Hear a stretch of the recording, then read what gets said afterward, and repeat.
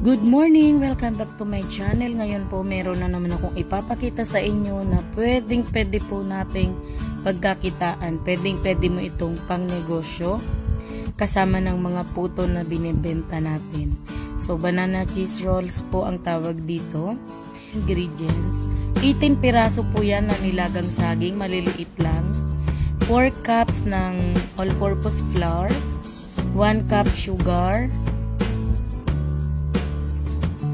breadcrumbs, 1 cup pa lang po yan. Then, cheese. 3/4 na lang nung cheese kasi nabawasan na ng konti. 2 pirasong itlog. At 1 cup ng water. So, ito po lahat yung kumpletong ingredients. At mag-start na po tayo. So, una po natin gagawin ay dudurugin natin yung saging sa pamamagitan ng tinidor. Pero kung may dikdikan ka po sa inyo or may pang-grind ka na pwede sa mga tuyo na kagaya nito, ay pwede mo po siyang gamitin para mabilis. Pero ako, since 18 piraso lang naman itong saging, ay mano-mano na lang kasi wala akong dito. Wala ako ditong pang-grind ng mga food. So, dinirekta ko na sa flour para tipid tayo sa lagayan.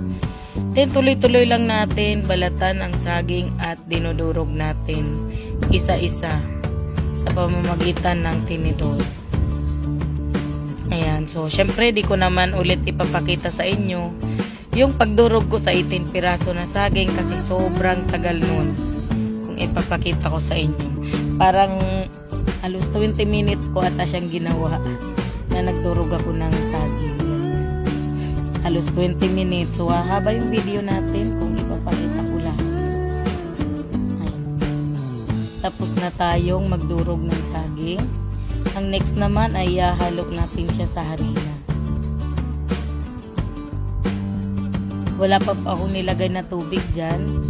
Minamasa ko lang muna yung saging saka yung harina para mamaya kunti na lang. Ayan, ilagay na natin yung asukal. Yung asukal ko po, brown sugar yan saka white kasi may kwento yan. Kulang na kasing 1 cup yung brown sugar, kaya dinagdagan ko na lang ng white sugar. Then, lagay tayo ng tubig. So, 1 cup yung tubig natin pero 1/2 cup muna yung nilagay natin. Then, another 1/2. Okay na. Ang gagawin na lang natin ay haluin itong ng tinapay.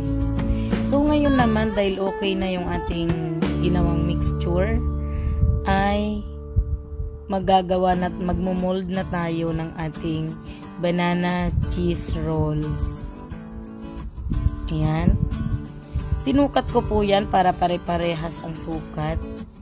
Yung 1/2 cup na measuring cup, hindi ko yun masyadong pinupuno. Yan. Hindi pala nakita sa video yung paglagay ko ng cheese. So, basta ilalagay mo lang yung cheese sa gitna, tapos rolyuhin mo. Yun, kaya pala cheese rolls.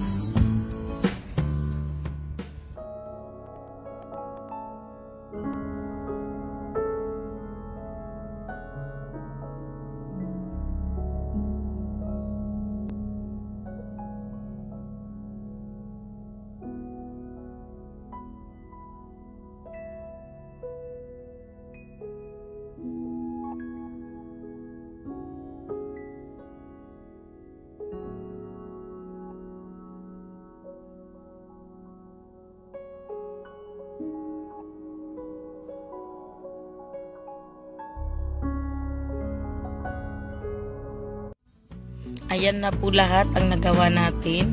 Nakagawa po ako ng 20 pieces. So, malalaki po ito sa personal. Then, yung 2 eggs natin, kailangan na nating i-beat. So, wala pa akong nilagay dyan. Basta itlog lang na binati. So, yun na yun. Ayan, pag nabit na nating mabuti, isasawsaw natin yung ating banana cheese rolls sa egg muna, tapos dito sa breadcrumbs. sausaw sa egg. Tapos, sausaw sa breadcrumbs.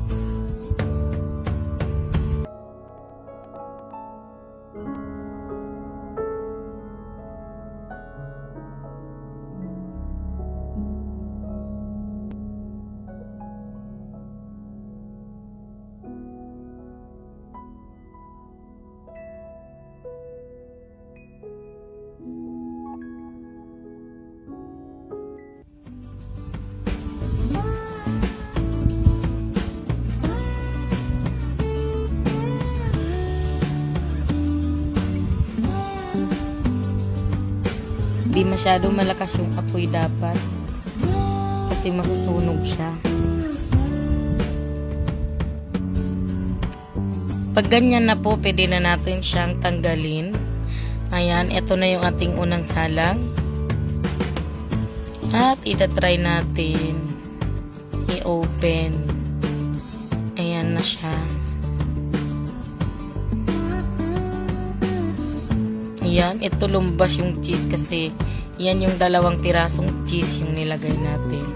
So, yun lang po para sa araw na ito. Sana po nag-enjoy kayong manood at sana po ay makatulong para sa pagkakakita.